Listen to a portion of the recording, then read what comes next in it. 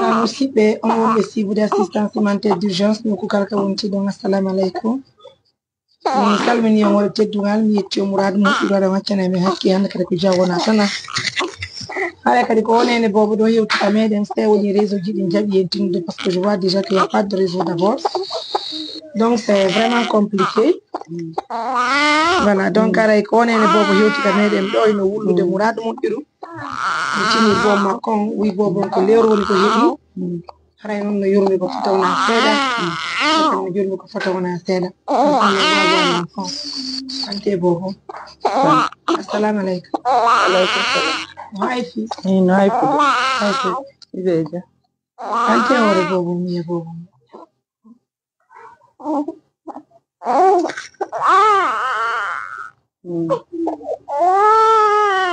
yo yo kono ɗum ɗo woniri kono woniri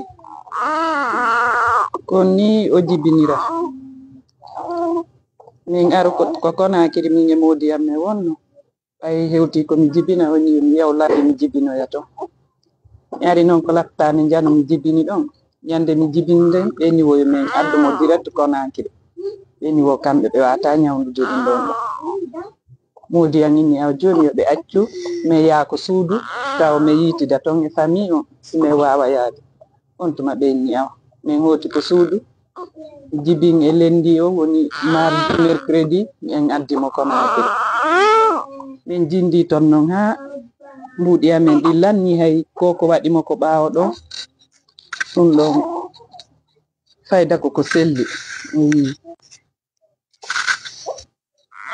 watare tugol on image ɗo on tuma mi waɗi ɗum ɗo min traiti ɗum ɗo ha wa'iri ni on tuma tawi mbuuɗi amen ɗi lanni modi am ini joni yo wiltitade labbe e débrouille kene on tuma ɓeni yimɓe buyi haalani men fiimo eni yomi addumo ɗon min daara so wallitotomi ɓeni yo min addumo ɗon min daara si o wallitotomi jibini hebbi lebbi jeeɗi ko lewru waɗi diga mi jibini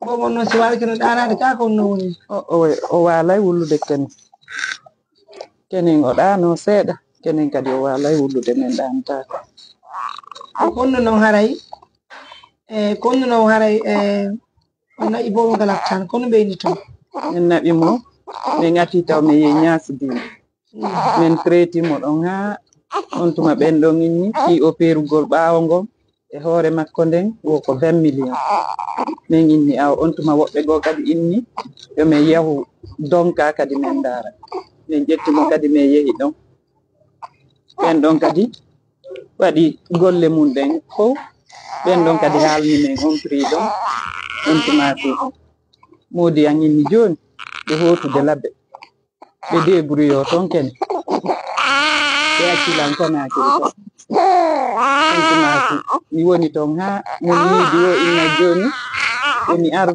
mi yiida e ma Mariam Touré wallito ɗon men daron mi heɓay lekki on tuma noon kadi mi iwi toon e jeedi o feƴƴuɗo ɗon Konakiri mi ari ga ɗeɗo balɗe fof lan arde ɗo tawi ɗo yeeɗi ko nden maali Monsieur, comme vous le voyez en image, Bobo Noé de Mokia, la fille. Voilà. Ça fait vraiment pitié de voir l'état d'un enfant. C'est un enfant. Il faut me dire des malpités. Avec conjugal le même dernier gagne cette maman. Ça fait vraiment pitié de voir un enfant qui est malade. C'est ça qui est vraiment urgent. Raison pour laquelle que nous avons beaucoup d'activités. Alors nous vous demandons humblement de nous aider pour qu'on puisse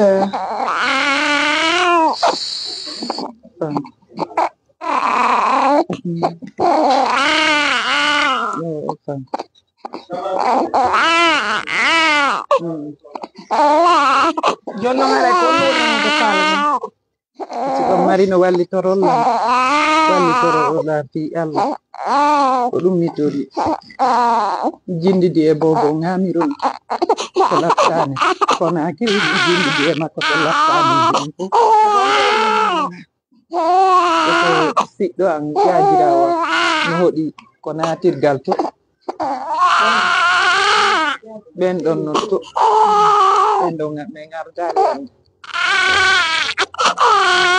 Bobo muinde ka. no muynude Muinde.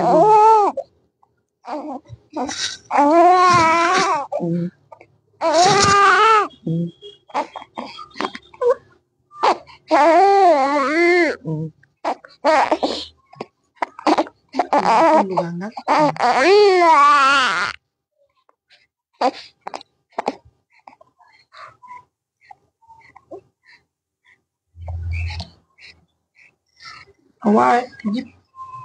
One little woman now.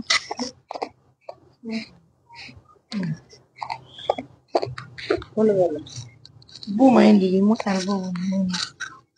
Matine bobo hindi na. Fanko no fan. Bobo na na kadi bobo. Yo fanko no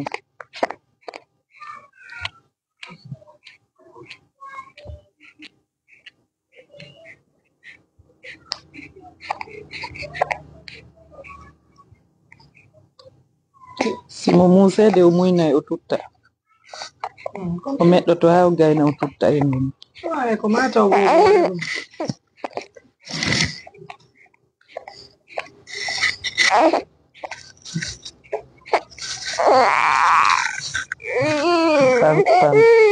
fanko no yo fanko yo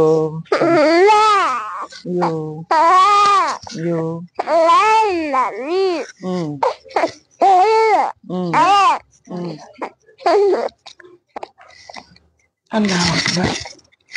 Yalla be do afiya. Allahumma Hara jon kon fala do. mi fala ko lantori on ballal on fof mo no wayru ɗon la wallude o lantori ballal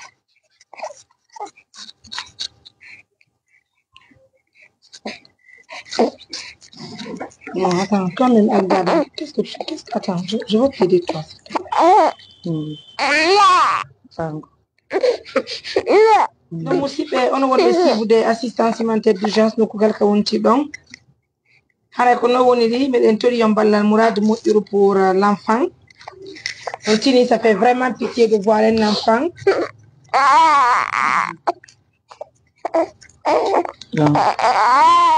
yo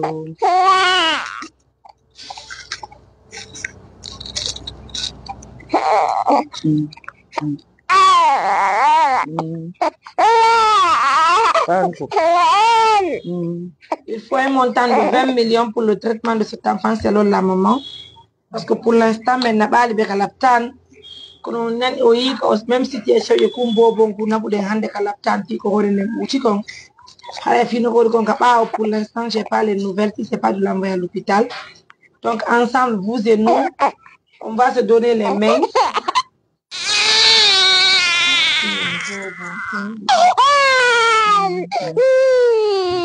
fanko yo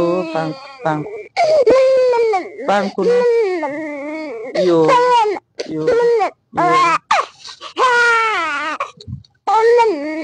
fanko no yo fanko no yo Ada kali pap mono pila makko ko yarda ko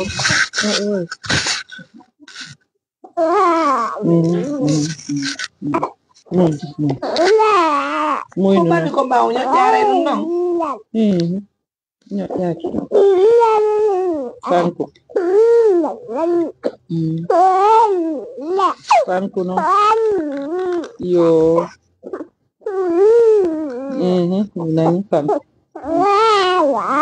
fanko no yo fanko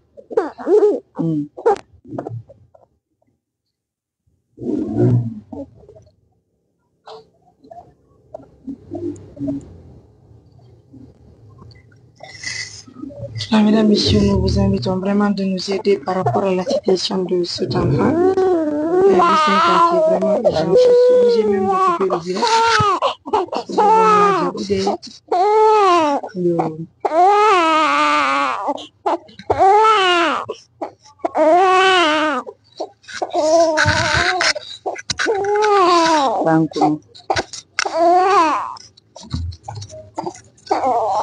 Certainement un de nos partenaires, voilà, ne mobirão, elle a duri belaka.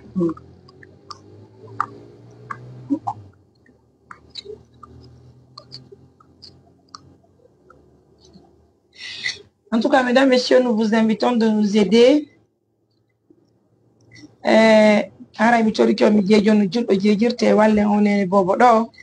On va essayer de trouver le moyen pour l'envoyer à l'hôpital. Ça fait vraiment pitié de voir Bobo Heboudo juste.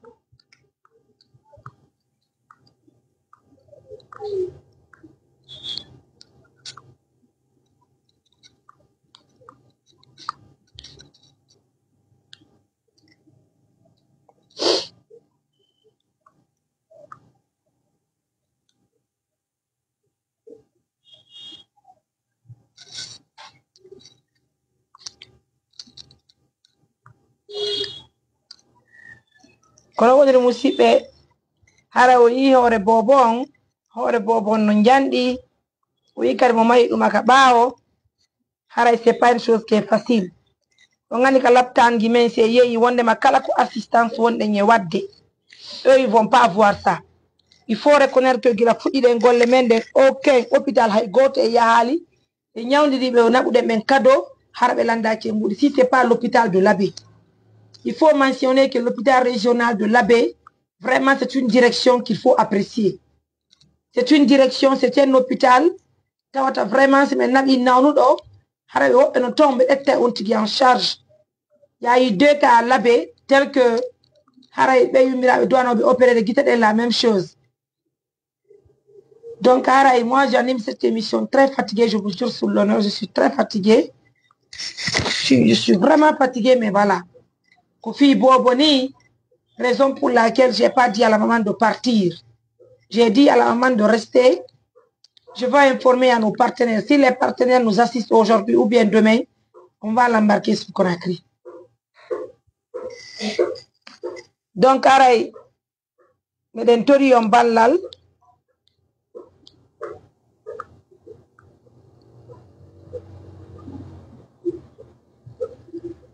Aray Medentori Yombalal, Kofi Allah wot Annabijo.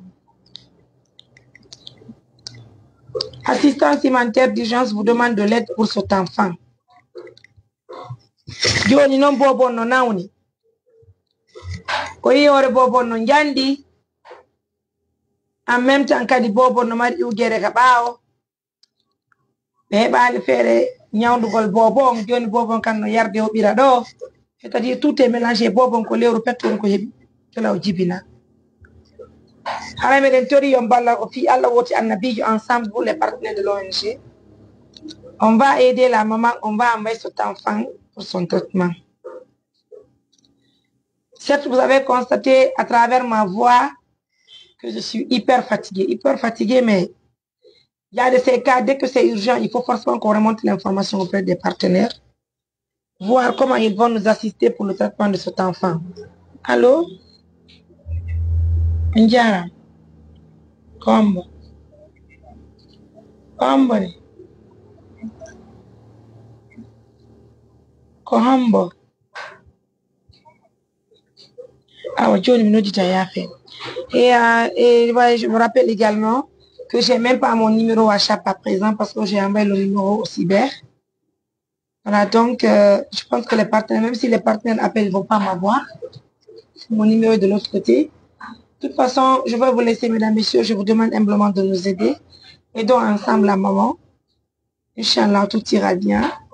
Je vais vous revenir moi-même avec la maman, Inch'Allah. Prenez bien soin de vous.